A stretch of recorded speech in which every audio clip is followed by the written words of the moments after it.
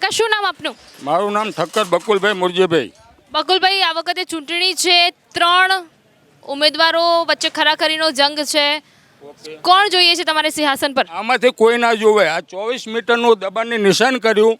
ભાજપ કે કોંગ્રેસ વાળાના જ માઇકના દબાણો રહ્યા છે. બીજી ત્રાહિક વ્યક્તિ, ગરીબ વ્યક્તિના દબાણો પાડ્યા છે. તે સાચો ઉમેદવાર પહેલાં તો 30 મીટર કે 24 મીટર કાયદો જે બોલે છે એ પ્રમાણે કરવું જોઈએ. બરાબર. એટલે તમને લાગે છે કે કોઈ પાર્ટીને તમારે આ વખતે વોટ આપવો જ નથી? એકે પાર્ટી એવી નથી કે પોતાનું ઘર હમું કરે અને બીજાના ગરીબોના ઝૂંપડા બારી નાખે અને પોતાના ઝૂંપડા હાજા કરે છે. બરાબર. એટલે પોતાનું ઘર ભરે છે દરેક પાર્ટી? હા, ઓકે. બરાબર. એટલે આ વખતે કહેવાય કે ગેનીબેન જ્યારે આ વિસ્તારમાં નેતૃત્વ, જ્યારે ધારાસભ્ય હતા ત્યારે લોકસભા સાંસદ બન્યા છે, તો ગેનીબેને અહીંયા કોઈ પણ પ્રકારના દબાણો હટાવ્યા જ નથી? ના, ગેનીબેનનો કોઈ વાંક જ નથી. દબાણ ભાજપના નગરપાલિકાનું PWનું હતું. બરાબર. જે અમુક અધિકારીઓ આવ્યા એટલે અમારી 9 કે 15 દુકાનો જ ભરાઈ છે. એમાં મારી આખી દુકાન ભરાઈ છે. બિલકુલ.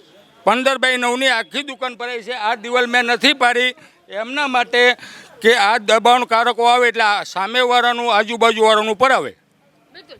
જે રીતે અત્યારે લાગી રહ્યું છે કે આ વ્યક્તિની અંદર એક રોષ ભભૂકી ઉઠ્યો છે અને વ્યક્તિ એવું કહી રહ્યું છે કે મારે કોઈને મત આપવો જ નથી અને મતમાં ગેનીબેનનો કોઈ, એમને એવું નથી ગેનીબેનથી કોઈ દુશ્મની હોય, પરંતુ એમનું એવું કહેવું છે કે જે ગવર્મેન્ટની વસ્તુઓ છે એ જલ્દી પાડતા નથી, પરંતુ ગરીબોના જે ઝૂંપડા છે એ લોકો દ્વારા, એટલે કે ભારતીય જનતા પાર્ટી દ્વારા અત્યારે સત્તા એમની છે એટલે પડાવી દેવામાં આવે છે, પરંતુ એ લોકો ગરીબોના ઘર ભરતા નથી, પરંતુ પોતાના ઘર ઝૂંપડામાંથી મકાનો બનાવે છે, પરંતુ જે ગરીબો છે એમની સામે એ જોતા નથી, એવું આ વ્યક્તિનું કહેવું છે.